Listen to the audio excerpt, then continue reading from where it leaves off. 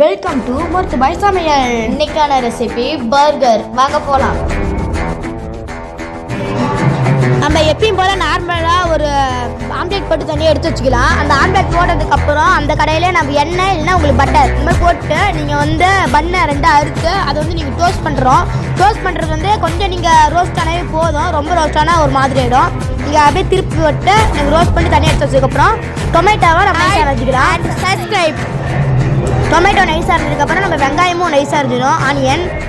Onion நைஸாக இருந்ததுக்கப்புறம் நம்ம எல்லாத்தையும் ஒன்றா சேர்க்க போகிறோம். அதுக்கு முன்னாடி நம்ம க்ரீன் சாஸ் கொஞ்சம் ரெட் சாஸ் கொஞ்சம் எடுத்து வச்சுட்டு நம்ம மைனஸ் போட்டால் மைனஸ் டேஸ்ட் கொஞ்சம் அதிகமாக இருக்கும். மைனஸ் போட்டு நம்ம அரிஞ்சு வச்ச டொமேட்டோ அதுக்கப்புறம் ஆனியன் எல்லாம் சேர்த்துக்கலாம். ஆனியன்லாம் சேர்த்ததுக்கப்புறம் இதுக்கு மேலே நம்ம ஆம்லேட் வச்சுக்கலாம். நம்ம ஆம்லேட் எடுத்து வச்சதுக்கப்புறம் இதுக்கு மேலே நம்ம சீஸ் எடுத்து வச்சுக்கலாம். அதுக்கப்புறம் நம்ம ஃபினிஷ்ட் ஆகிடுச்சு. இதுக்கு மேட்டு நம்ம இதை சாப்பிட வேண்டியதுதான்.